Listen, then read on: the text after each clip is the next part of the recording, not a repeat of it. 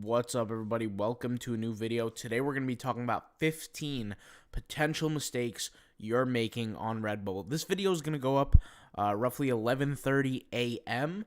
Right now it is 2:12 a.m.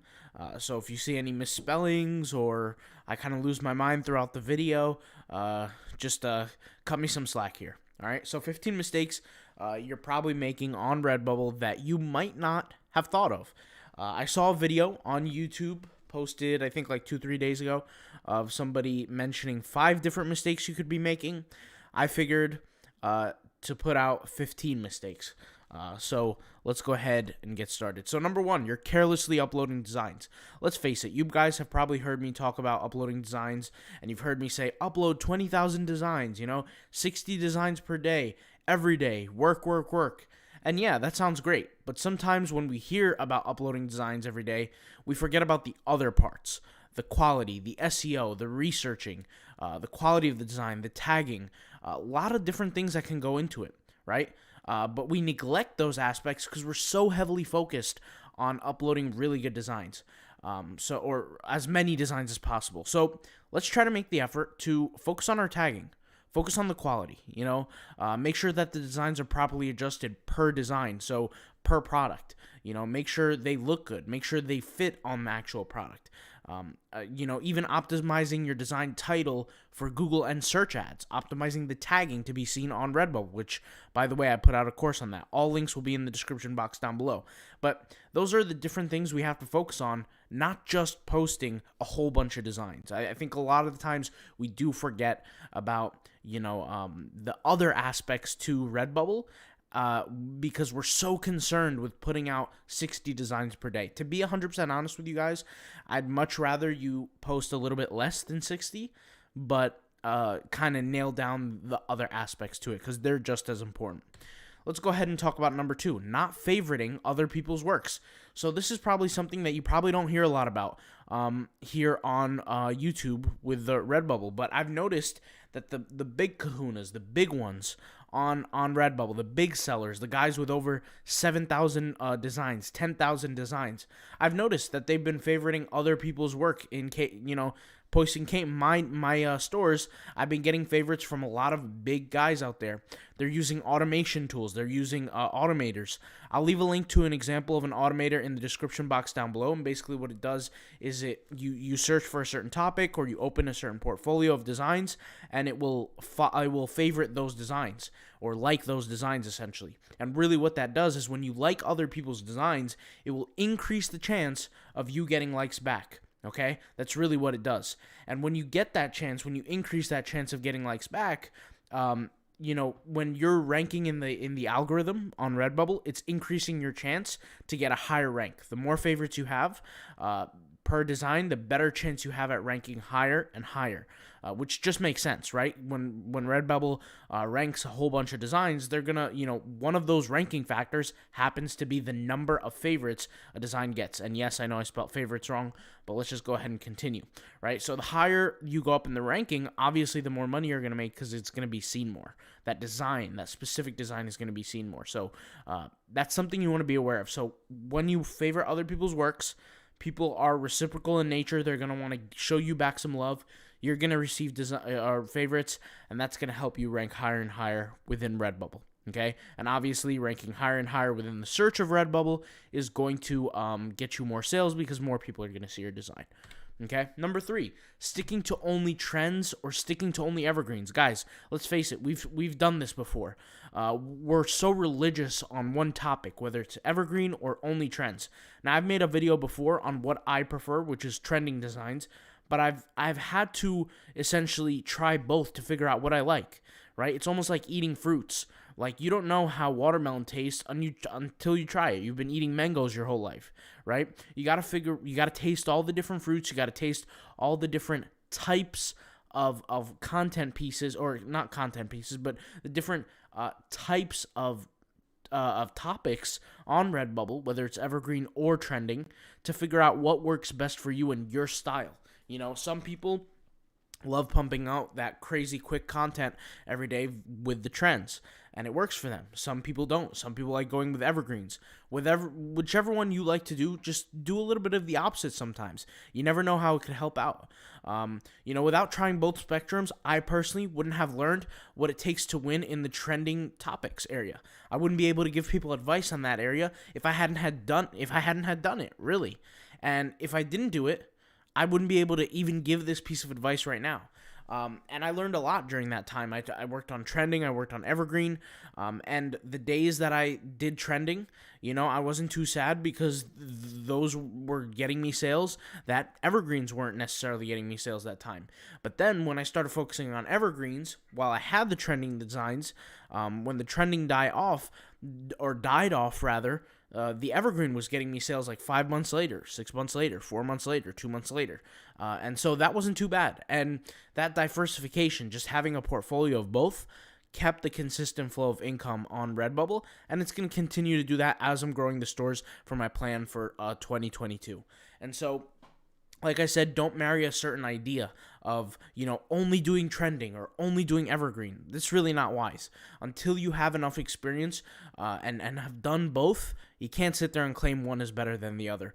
I personally have enough experience to have seen both and have tried both and have gained success in both. That's actually one of the most important things too, is you have to have actually succeeded in both to stay, okay, I want to go either left or right. I want to go with evergreen, or I want to go with trending, right?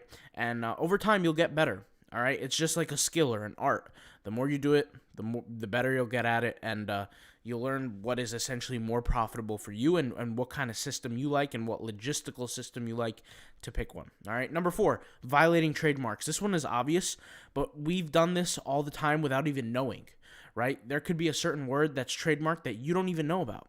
And the reality is, and thank God that this is the case, is that Redbubble is very relaxed. Like if I search for fully copyrighted keywords like Marvel or Spider-Man or Iron Man, any kind of these trademark keywords, Jordans, any kind of these keywords that are trademarked, they still show up on Redbubble. And that's an advantage for us, but that doesn't mean we should take advantage of it. If you're violating trademarks, you know what you're doing, most of the time at least. But we do it without knowing. But just do your best not to violate the trademarks. It's gonna hurt you in the long term. There's really no positive. For me, I don't see it a positive if doing all this work, getting 100 sales and then getting my account taken down. To me, it's not worth it. Some other people, maybe it's worth it, but I don't see positive in just grinding my face off, working, getting some sales, and then getting my account taken down. That's just not ideal. And it's not really long-term, it's not for, a long-term success, so it's not something I would want to engage in. Number 5, not automating your Instagram, okay? And using it as a promotional method for your Redbubble stores. This is a huge mistake a lot of people are missing out on. And honestly, guys, the window is getting smaller and smaller every day to do this. Instagram is not going to last forever. The success, like just how Facebook started, guys. Facebook, it was hot. It was, in season. Everybody was using it. Your best friend was on it. Your mother was on it. Your father was on it. Your uncle was on it. Your sister, your cousin, whoever. Everybody was on Facebook at one time. It was the hottest platform. Instagram is still pretty hot. Obviously, TikTok is coming up and kind of whipping Instagram a little bit, but Instagram is still there. And, over time, who knows what the fabric of Instagram looks like in the next 5 to 10 years. It might, I don't want to say disappear, but it might be the next Tumblr. People might just not care, or the next Facebook. People might just not care as much, especially with the meta and all these new things coming out and all these new things kind of happening and emerging. People's focuses are gonna change. And for me, Instagram has been one of the best methods and one of the easiest. When I say the best, what I really mean is the easiest methods to make money. Excuse me there, guys. The best, when I say the best, like I said, the easiest methods to making sales to Redbubble. You guys saw the video. I created a brand new store, and within 18 hours, I got my first sale. 2-3 days later, the niches that I picked were a little bit dry. Then I switched up the niches and got 4 to 6 sales in the next few days. After that, got even more sales and more sales that I didn't even report yet and I didn't talk about yet. So what I'm trying to say here is that Instagram is a gold mine right now. And if you're doing it, well, then keep doing it. If you're not doing it properly, it's really easy to fix. You just switch your targeting. You just switch, whatever the case may be. And guys, if you're not aware of what I'm talking about when I say automating Instagram, literally just go on the channel and watch the other videos. They're all there for you. It's free information. Go watch it. It's yours for the taking. Now, there's some pros with automating Instagram that are kind of obvious, but sometimes we have to mention them. Because not everybody comes from the Instagram world, all right? So the first one, you can compete in highly competitive niches without having to worry about competition, okay? Why? Because what you're doing is you're creating an Instagram profile that's going to promote your Redbubble store. You're not gaining traffic from Redbubble. You're getting traffic from Instagram. You're going to take that traffic, you're going to drive it into those highly competitive designs, and you can succeed in that area. And because you're getting sales from Instagram, you're artificially raising the ranking of that specific design in a high competitive niche. And now you're getting seen not only from Instagram, but now you're getting seen through Redbubble because you're getting sales through Instagram. Does that make sense? And so that will help your ranking over time, and your ranking over time, as it improves, you're going to now get organic sales from Redbubble. So that's a huge benefit right there. The next thing is that you're going to be developing a real following base, okay? When you use the automation methods, the follow-unfollow, all that, the targeting, the likes, the comments, etc., what you're really doing is you're developing an audience. You're developing a group. You're developing a group of people that are interested in what you have to offer. That could be a sellable asset later down the road, or every single post you make is also an asset by gaining attention to that specific design that you're promoting, okay? So developing an audience, there's always benefits to that. It's almost like having an email list back in, 2010. High open rates, getting high amount of sales. Not to say that, email, you guys know what I'm talking about, all right? There's benefits to it. I don't need to go too deep into that conversation because I don't even want to open up the can of worms. The next thing, you're bringing traffic into your store that's highly targeted. Let's face it. People wouldn't be following you and interacting back with you if they didn't think your content was interesting. And you can target your viewers' interests by targeting who they're following. So, for example, if I'm creating merch or Redbubble designs in the basketball niche, and I go out and target LeBron James followers, I know for a fact that they're going to be interested in potentially what I have to offer, because it's in the same niche, right? So I can highly target who I want to visit my store, and like I said, that increases my potentiality to bring sales. So let's go ahead and talk about mistake number 6. You're not liking your own content on other stores. We mentioned how you're not sending out likes, but this is also another thing. You're not favoriting or liking your own content.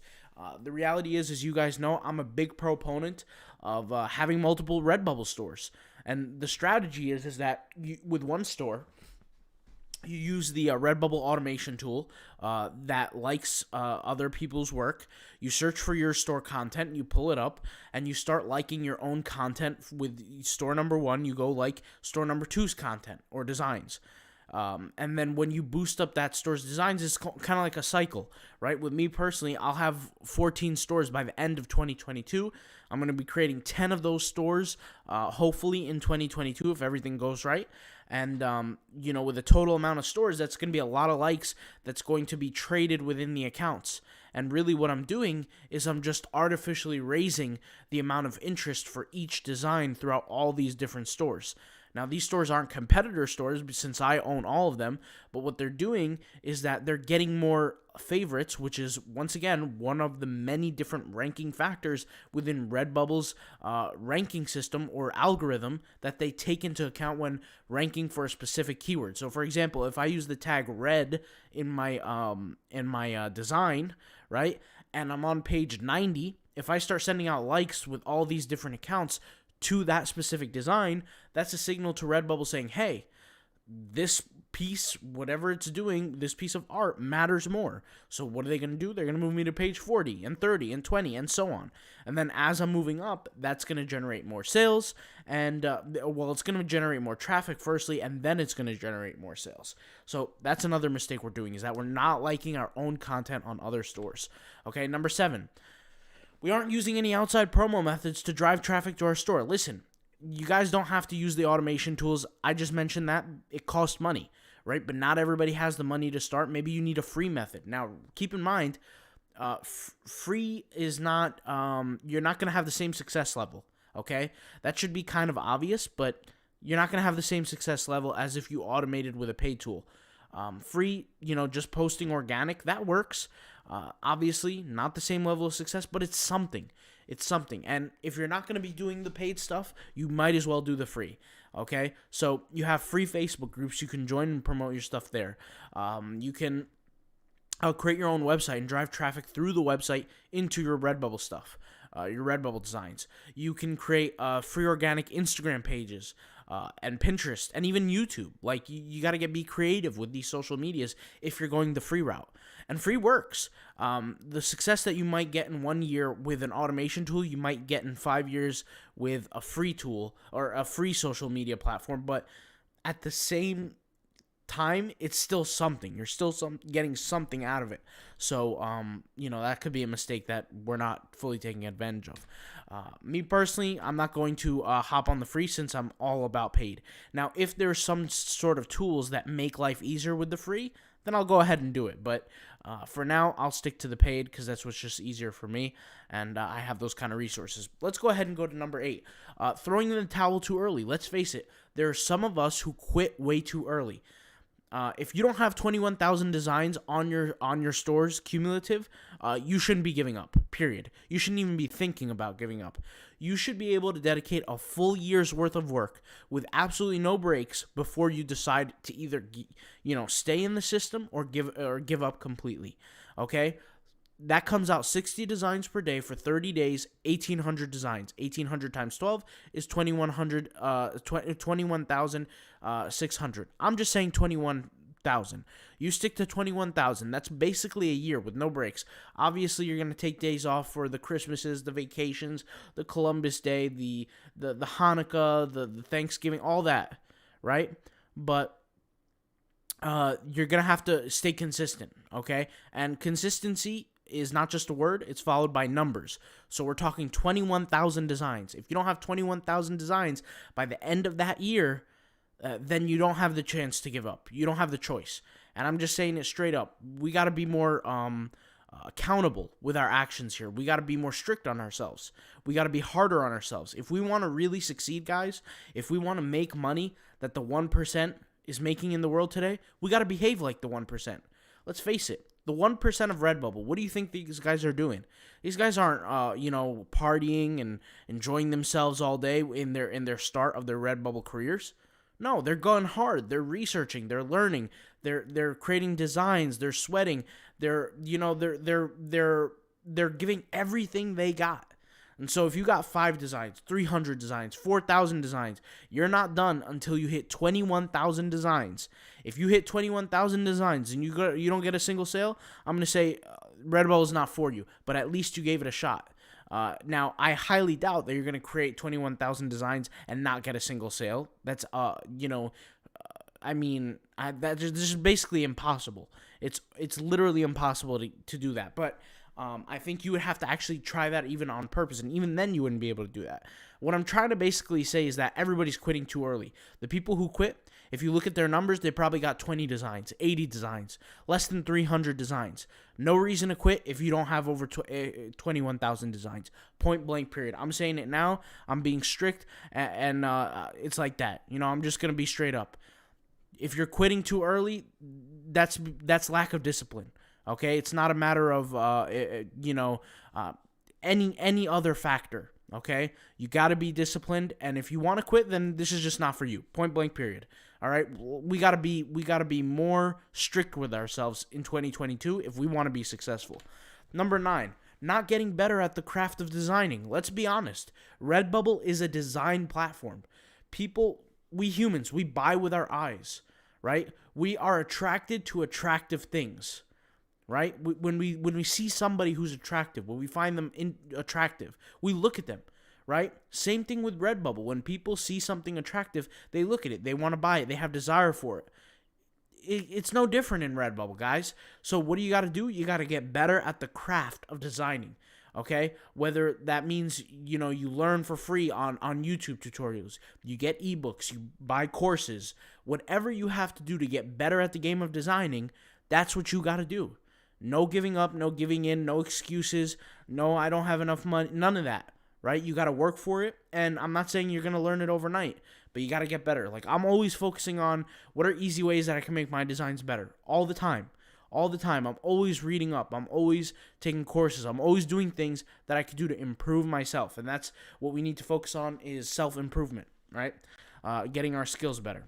Next thing, number 11, not uploading on a monthly basis. So I get that some people feel very comfortable with the amount of designs they have on certain accounts. So, for example, 2,000 designs on a certain account, and they think, okay, I'm good. Let me move on to the next account now for diversification purposes, which is great. But realize that Redbubble has said in their fine print that they want people posting at least one design per month per account. So just to stay in the algorithm, make the algorithm happy and satisfied, and respect the algorithm, let's give them what they want. Let's just make sure we don't mess up on that area. Even if we have enough designs and we're happy with the way the account is going with the sales and all that, let's just make sure, even if it's a crappy design, just get the one design up just so that Redbubble can see that you're fulfilling at least that bare minimum, okay? And this is something that I'm going to have to do in the future as well, okay? Let's go to the next one, number 12. Not realizing that Redbubble is a play-to-win economy, play-to-win game. When I say economy, I just mean like it's a game, right? There's a difference between pay-to-win versus play-to-win. And yes, guys, the spelling is crazy bad in this video, but once again, it's. Let me check the time here. It's 2:33 a.m. All right, so like I said, cut me some slack, but. With Redbubble, like, for example, merch by Amazon is more pay to win. Like, I can buy designs, and that will boost the ranking of my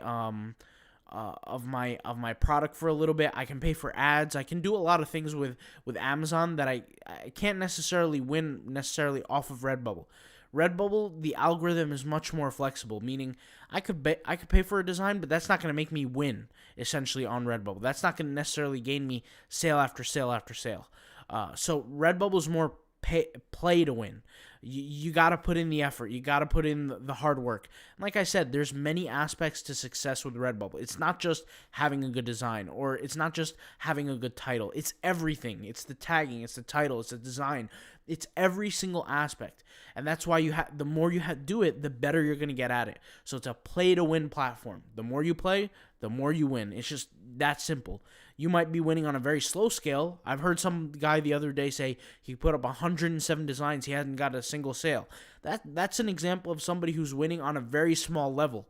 I mean, at first, if you're not getting any sales, you should be considering the designs that you upload to win. Okay? That's the first thing. The second thing is realize that in the grand scheme, the 100 designs that you have, the 200 designs, it's really not that much, because 60 designs per day, if you do the math on that, you can get 100 designs up in 2 days.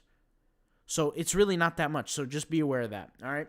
But the more you play, the more you work, the harder you work, the more you're going to get out of it. All right. Number 13, you're not optimizing for highly profitable products. Guys, I do this all the time, and I've actually fixed myself from this mistake.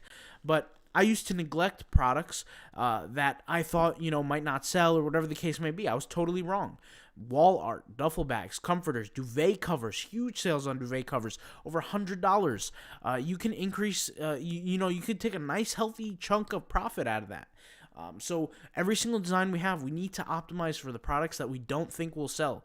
It doesn't matter if we think it's going to sell or it's not going to sell. You never know what somebody's going to buy. And that's why you got to make sure your design is optimized for every single product. Every product, guys. You never know what's going to sell. All right. Number 14, not tracking Redbubble success via Google Analytics. This is huge, right? Honestly, guys, we should be checking our Google Analytics before we check our emails, okay? Because that's going to tell us the success level where we're sitting at, how many visitors we have, who's visiting, from what countries, from what areas, are they reaching checkout, our conversion rates. We have to know all this information. And you got to be a master at Google Analytics. like I said, take courses, read books, consume free information about it. Become a master at the craft. There's no excuses. And, Google Analytics is one of those things that when you find out what's working, I always say double down, double down, double down. Do more of what's working so you can succeed even better. That's really the scaling aspect, Like, for example, when I first started my very first clothing company, and it was nothing like Redbubble. We were actually importing clothing to a warehouse, and we were shipping it out. The clothing was a sportswear. We knew, I didn't expect for hoodies to sell, to be 100% honest. We had stringers, we had t-shirts, we had shorts. The hoodies were selling the most. I said, that's it. We're going all in on hoodies. We doubled down on what was working, and that helped generate a lot of revenue, past 6 figures. So just be aware of that, all right? So number 15, increase profit margins past 20% that are actually worthy. So guys, one of the mistakes we do is we don't charge more for our designs. And when I say charge more, I'm talking about the profit price. If you guys know on Redbubble, if you press the little settings button on every design there's like these little percentages and even defaults. If you go into your settings, for your account settings, you can set the defaults of how much profit you want per product. Guys, if you know your designs are better than the competition, charge more. Because at the end of the day, if your design is better than the competition, people are going to want it. And a good way to separate yourself from the crowd is just charge more. You're the alpha of the group. You're the best of the group. Your design is the best. There's no reason why you shouldn't charge more. And guess what? People who are consumers are going to be willing to pay more, period. Okay? Charge what you're worth, and if you feel like your design is better, you have to be somewhat objective, okay? You have to be realistic. You can't just say, oh, my design is better because I made it. No, you have to really look at the designs. You got to look at your design. You got to look at the competitors' designs. If your designs are absolutely terrible, you should be charging less than 20% profit. You shouldn't be charging that high profit because you're never going to sell anything. But if your designs are better than the average, if your designs are better than the competition, charge more. Go up to 40%. Go up to 30%. Don't be afraid to increase the price. I know beginner entrepreneurs on the platform might be a little bit scared. They think they're not going to succeed, but I'm telling you, it makes a difference. When your design is attractive, boost that profit up, take home more money. All right? If people want it, at the end of the day, people are going to buy it. That's the end of the video. 15 mistakes we could potentially be doing wrong. Just a quick sum up: carelessly uploading designs, not favoriting other people's works, sticking only to trends or sticking only to evergreens, violating the trademarks, not automating Instagram as a promo method, not liking your own content via your other stores. You aren't using any outside promo methods to drive traffic to your store. You're giving up way too early. If you're not creating past 21,000 designs, then it's not time for you to give up yet. You're not getting better at the craft of designing. Remember that Redbubble is an artist website. You got to get better at the art of it. 11, you're not uploading on a monthly basis. You got to upload at least one design on a monthly basis, even if you feel like that account is good. And number 12, you're not realizing Redbubble is a play-to-win economy. The more you play, the more you win. All right. Number 13, you're not optimizing for highly profitable products that just generally cost more. They're going to put more money in your bank account. Number 14, you're not tracking your success via Google Analytics. And lastly, 15, you're not increasing your profit margins past 20% for designs that are actually worthy and are better than the competition. Guys, this was a wild video. It's 2:40 a.m. I feel like a champ. I've been working hard all day. I've been grinding, and hopefully you guys are too. We are wrapping up the end of the year. This is the most important month of the year. You know why? Because it's going to lead us into success for our next month. For the next month, the first month of the year. Success starts early. Success starts when everybody else is sleeping. Everybody else isn't grinding. That's where success starts, and that's December. While people are on vacations right now and chilling, we got to be working and grinding so we can shine for the next year. All right. I'll talk to you guys later. Thank you guys for watching. And I wish you guys all the best with your stores. All right. Peace out. Bye.